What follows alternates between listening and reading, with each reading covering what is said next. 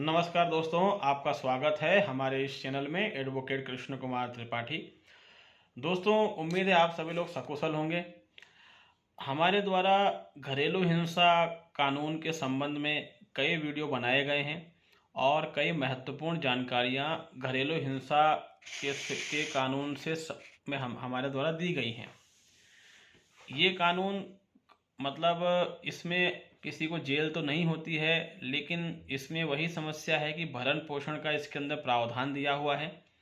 और उस प्रावधान के बाद जब कभी भी इंटरिम का आदेश हो जाता है, उसके बाद पति परेशान होता रहता है, पत्नी कोर्ट में नहीं आती और पति भरण पोषण दे दे के परेशान हो जाता है और ये मामले काफ़ी लंबे खींच दिए जाते हैं, 4 साल 5 साल 6 साल, यहाँ तक कि कई ऐसे मामले हम देख रहे हैं हमारे ही जिला कोर्टों में जो 8 से 10 साल हो चुका है, चल रहे हैं। तो हमें बड़ी हैरानी होती है कि इतने लंबे लंबे मामले कैसे चला दिए जाते हैं, कोई इस पर कोई एक्शन क्यों नहीं लेता।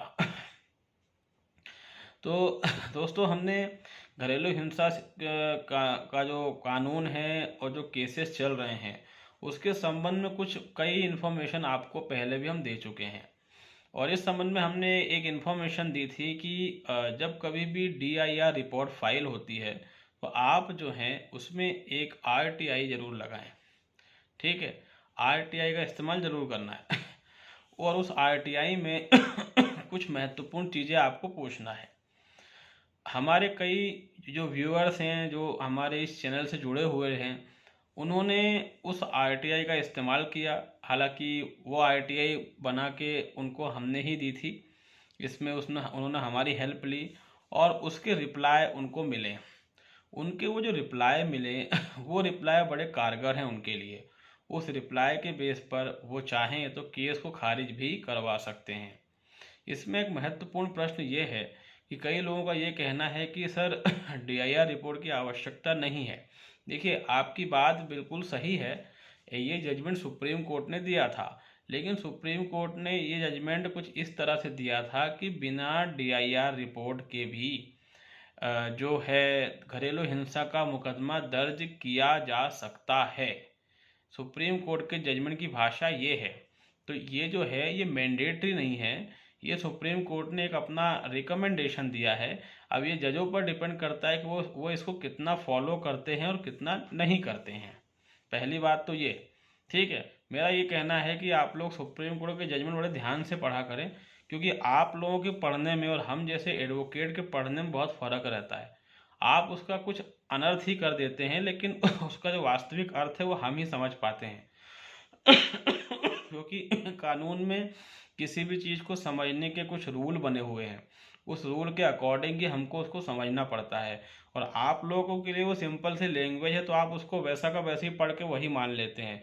यही कारण है कि कई बार क्लाइंट में और एडवोकेट में टकराव की स्थिति उत्पन्न होती है, क्योंकि वो कुछ और समझ के बैठा है और लिखा कुछ और है।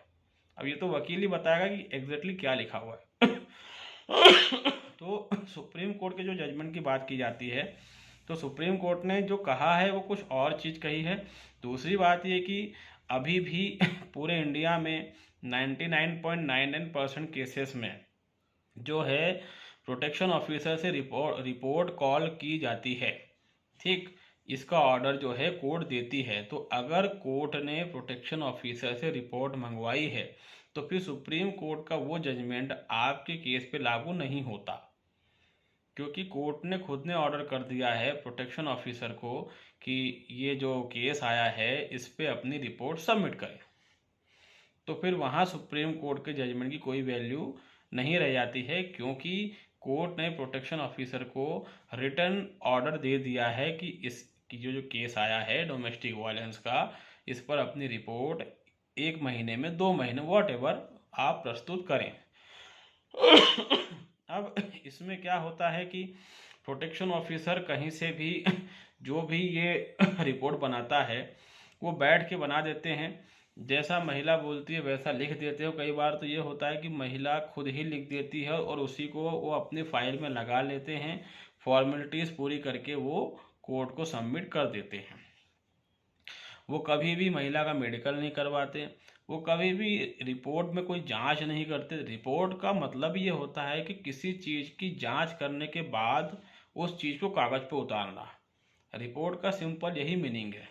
कहीं पर भी कोई किसी चीज़ की रिपोर्ट मांगता है तो उसका ये अर्थ नहीं है कि हम बस लिख दें और दे दें, हम इसका मीनिंग है कि हम उसकी जांच करें। लेकिन प्रोटेक्शन ऑफिसर कोई जांच नहीं करता है। प्रोटेक्शन ऑफिसर ना कभी भी उस स्थान पे जाता है जहां पर घरेलू हिंसा कारित हुई बताई गई, ना वहां आसपास के लोगों से मिलता है, ना वहां मौका नक्शा बनाता है, और ना ही जो दूसरा पक्ष है, लड़के का पक्ष, लड़का, उसकी माँ, उसके भाई बहन, बाप, उनका किसी का भी कोई वर्डिक्ट, कोई बयान वो नहीं लेता है। ठीक है, वो सिर्फ अपनी कुर्सी पर बैठे बैठे ही रिपोर्ट बना देता है, और रिपोर्ट जो है वो उसको वापस जो है वो कोर्ट में भेज देता है। एक शख्स ने आरटीआई लगाई तो उसमें रिप्लाई आया, और उसमें उसकी थोड़ी बातचीत भी हो गई प्रोटेक्शन ऑफिसर से फ़ोन पर ही, जिन्होंने कहा कि तुमने ये आरटीआई क्यों लगाई, फलाना ढिमका। तो उसने कहा कि सर इसमें जांच तो करी नहीं आपने। तो उनका कहना था कि इसमें जांच होती ही नहीं है। ये उनका कहना था। एक्चुअली क्या है कि लंबे समय से एक ट्रेंड चल रहा है, जब से ये जो घरेलू हिंसा कानून आया तब से एक ट्रेंड चल रहा है। इस ट्रेंड में वकील भी शामिल है, सीधी सी बात बता रहा हूँ, और जज तो है ही, और प्रोटेक्शन ऑफिसर वगैरह जो ये संस्था बनी है, वन स्टॉप सेंटर, जहाँ पर ये केस जाते हैं। तो ये सब क्या है कि उसे ट्रेंड के हिसाब से काम कर रहे हैं। जो कानून की किताब में लिखा है उसको फॉलो नहीं करते। ये हमारे पास घरेलू हिंसा अधिनियम की किताब है, इसमें जो नियम 10 दे के रखा हुआ है, जिसमें कि साफ कहा गया है कि संरक्षण अधिकारी के कतिपय अन्य कर्तव्य, अंग्रेजी में लिखा है certain other duties of the protection officer, ये क्लियरली इसमें मेंशन्ड है। अब इसमें लिखा हुआ है कि यदि मजिस्ट्रेट द्वारा लिखित में, मतलब कोई जज है, मजिस्ट्रेट, वो लिखित में रिटर्न ऑर्डर दे रहा है, वो ऐसा करने का निर्देश दिया जाए तो संरक्षण अधिकारी साझी गृहस्थी में निवास के परिसर में निरीक्षण करेगा। इसका मतलब ये कि जहाँ पर भी ये घटना हुई है वहाँ जाएगा, वहाँ पर वो इंस्पेक्शन करेगा, जांच करेगा। उसके बाद लिखा है और आरंभिक जांच करेगा, ये शब्द क्लियरली मेंशन्ड है। Conduct a home visit of the shared household premises and make preliminary inquiry, मतलब वो उसकी जांच करेगा। यहाँ पर साफ साफ लिखा हुआ है। तो जो लॉ की बुक में लिखा हुआ है उससे हटके ना प्रोटेक्शन ऑफिसर कुछ बोल सकता है, ना जज कुछ बोल सकता है। तो अगर आपके पास आरटीआई में ऐसा कुछ आया है तो आप उस रिप्लाई के साथ इस पूरे केस को चैलेंज कीजिए, और इसको जहां तक ले जा सकते हैं। आपको भाई सिंपल सी बात है, घरेलू हिंसा कानून है, ये कहीं ना कहीं क्वासी क्रिमिनल लॉ है। हम पे आरोप है कि हम घरेलू हिंसा करते हैं, तो सर इसकी कोई जांच तो की जाए।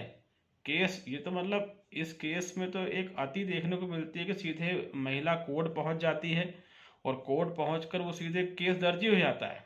कोई सा भी केस हो, क्रिमिनल सिविल, उसको दर्ज करने के पहले कोर्ट एक आर्गुमेंट सुनती है।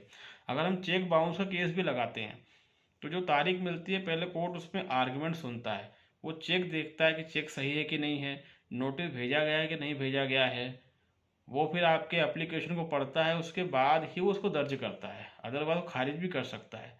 लेकिन डोमेस्टिक वाले में सीधे केस फाइल होता है और दर्ज हो जाता है, कोई इंक्वायरी कुछ भी नहीं, और फिर फटाफट उसमें जो एक्स पार्टी जो है वो इंटरिम का ऑर्डर हो जाता है। तो इतने सारे वन स्टॉप सेंटर जो बनाए गए हैं, ये क्या इसीलिए बनाए गए हैं? पूरे भारत में वन स्टॉप सेंटर है, हर जिले में वन स्टॉप सेंटर है, जहाँ पर किसी जगह 4-5 एम्प्लॉय हैं, किसी जगह 8-10 एम्प्लॉय हैं, सबको सैलरी मिलती है, जिस बिल्डिंग में चलता है उसका मेंटेनेंस होता है। तो पूरे इंडिया के वन स्टॉप सेंटर का हर महीने का खर्चा करोड़ों में जा रहा है।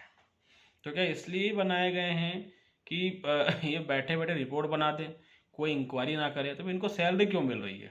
ये काम तो एक चपरासी भी कर सकता है, कोर्ट का वकील भी कर सकता है, कोर्ट का बाबू भी कर सकता है, फिर इनको क्यों बिठाया गया है? ये प्रश्न न्यायपालिका से पूछना बहुत जरूरी है। और जब इसमें जांच के आदेश दिए तो उन्होंने जांच क्यों नहीं करे? सुप्रीम कोर्ट ने अपने जजमेंट्स में भी ये बातें कही हैं कि जो घरेलू हिंसा के कानून है उसमें संरक्षण अधिकारी जांच करता है, उसको जांच करने बहुत दूर दूर जाना पड़ता है। सुप्रीम कोर्ट खुद मान रहा है। अभी तक तो सुप्रीम कोर्ट के पास ये मामला पहुंचा ही नहीं है कि सर ये लोग कोई जांच नहीं करते, ये तो बैठे बैठे रिपोर्ट बना देते हैं। और फिर वकील कहता है कि ऐसे ही बनता है, ऐसा ही होता है, यही होता है, यही परंपरा है। इस तरह की बातें जो वकील करते हैं, मेरा माफ़ी चाहूँगा, ऐसे वकील क्लाइंट की लाइफ बर्बाद कर रहे होते हैं।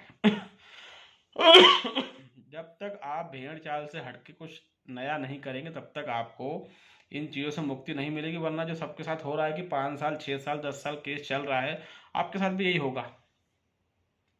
तो कभी भी अगर आप पे केस लगा है और उसमें अगर ये चीज़ें नहीं हैं, आपने आईटी वगैरह का सहारा लिया है, तो आप फिर इस पूरे मामले को खारिज करने की एप्लीकेशन लगाएं। उस एप्लीकेशन के साथ आगे बढ़ते रहे। अगर वो नीचे से खारिज होती सेशन में जाएं, सेशन से खारिज होती हाई कोर्ट जाएं, छोड़े मत, पक्का कुछ अच्छा रिजल्ट निकल के आएगा। और अगर आपके केस में कहीं पर भी DIR रिपोर्ट नहीं लगी है, उसमें काम करें, उसमें आप एप्लीकेशन लगाएं। और एप्लीकेशन लगा के जो इसमें नियम 10 है उसका हवाला दें और उसमें कहीं भी DIR शब्द का इस्तेमाल ना करें। जज साहब से कहें कि सर इसमें प्रोटेक्शन ऑफिसर की रिपोर्ट मंगाई जाए और उसको जांच का आदेश दिया जाए। जब आप ये एप्लीकेशन लगाएंगे तो इससे भी फिर क्या होगा कि वो उसको ऑर्डर करेगा, क्योंकि उसमें लिखा हुआ है कि मजिस्ट्रेट उसको आदेश देगा। अगर वो आपकी एप्लीकेशन खारिज करता है तो आप फिर सेशन में अपील करें, आप हाई कोर्ट जाएं। ठीक, हर एप्लीकेशन में आपको इसी तरीके से मूव करना है। हमेशा ही जो मजिस्ट्रेट कोर्ट होती है, JMFC कोर्ट या मेट्रोपॉलिटन मजिस्ट्रेट, या ये लोग आपकी अधिकतर एप्लीकेशन को खारिज ही करते हैं, क्योंकि इनमें ज़्यादा दम नहीं रहता। वो एप्लीकेशन अलाउ होती है सेशन से, हाई कोर्ट से। तो ये भेड़ चाल चलना बंद कीजिए। अगर जो हम बताते हैं अगर उस तरीके से चलते हैं तो कहीं ना कहीं आपको एक बड़ी रिलीफ मिल सकती है, और हो सकता है कोई ऐसा लैंडमार्क जजमेंट आ जाए जो पूरे देश पे लागू हो जाए। तो उम्मीद है कि हमने जो आपको बताया वो आपकी समझ में आया होगा। एक और महत्वपूर्ण बात, अगर आपके क्या कहते हैं, इस केस में आपने RTI लगाई और उसमें सब निकल के आ गया कि कोई इन्वेस्टिगेशन नहीं हुआ और जो लड़के वाले हैं उनको इन्फॉर्म ही नहीं किया गया। अधिकतर ये लोग कहते हैं कि फ़ोन लगा के हमने बुलाया था आपको। अरे फ़ोन से तो थोड़ी काम होता है, ये लीगल वर्क है। आपके द्वारा कोई लीगल नोटिस हमें भेजा गया? तो इस तरह के जो तर्क होते हैं कि फ़ोन लगाया था, ये सब फालतू बातें हैं। तो मैं आपको सिंपल सी बात बता दूं, प्रोटेक्शन ऑफिसर के ऊपर कोर्ट केस फाइल कर सकते हैं आप सेक्शन 166A और सेक्शन 166B के तहत। और इन धाराओं में केस फाइल करने के लिए आपको सरकार से परमिशन भी नहीं लेनी पड़ती है। तो आप कोर्ट में केस फाइल कर सकते हैं। 156(3) और सेक्शन 200 की एप्लीकेशन लगा सकते हैं और उसमें जज से अपील कर सकते हैं कि सर इसमें सेक्शन 166A और 166B के तहत इनको आरोपी बनाया जाए और इन पर मुकदमा चलाया जाए। क्योंकि पुलिस तो दर्ज करती नहीं है, आप पुलिस के पास FIR के लिए जाएं, पुलिस दर्ज नहीं करेगी, इसलिए आपको सीधे कोर्ट में ही केस फाइल करना पड़ेगा। ये महत्वपूर्ण बात थी जो मैं बताना चाह रहा था। तो उम्मीद है कि आपको हमारा वीडियो पसंद आया होगा, और अगर आप हमारे चैनल में नए हैं तो इसको लाइक करें, इसको सब्सक्राइब करें, इसको शेयर करें दोस्तों। तब तक के लिए बहुत